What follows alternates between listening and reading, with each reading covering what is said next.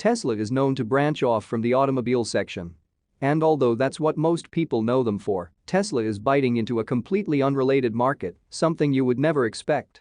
But before we get into that, make sure to like the video and subscribe. Without any further ado, let's get right into the video. Although we're used to seeing it on our phones today, we haven't always been able to tell the time so precisely and easily. Throughout history, we've used different methods to tell the time, like a sundial or the length of a shadow. Despite this, it is only natural that as humans we'd come to a better method of telling the time. The first mechanical clocks were invented in Europe around the 14th century and became the standard time-keeping device until the pendulum clock in 1656. This was amazing.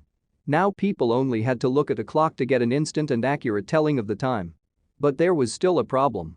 These clocks were much too large. You couldn't carry them around with you, and so in 1810, the wristwatch was invented.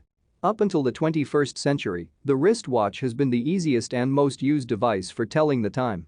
That is, until the emergence of phones. Phones have made it easier than ever to keep track of the time. But today, even phones are being left in the dust. Something else is now becoming the mainstream method of keeping the time. And surprisingly enough, it's the watch. But not just any watch, more specifically, the smart watch. When Apple released the Apple Watch in April of 2015, many would have questioned the decisions and wondered how useful it could be, or thought that it was a stupid gimmick. Well, today, that could be very well argued against. A Norwegian-based company which focuses on smartwatches for kids, Explorer Technologies, has listed Tesla being involved in its application to the FCC for a new smartwatch. Explorer Technologies seems to be writing this application for the use of X5 Play in their smartwatches, which is built to track the activities of kids and allows them to send predefined messages. It's not too obvious why Tesla is involved in this, but it's probably not because Tesla wants to directly sell smartwatches for kids. However, it is likely that Tesla is doing this to expand their ecosystem. Tesla likely wants an ecosystem where kids, adults, old people all have easy connectivity to their Tesla vehicles. So it is likely that Tesla simply wants this connectivity on kids' smartwatches as well.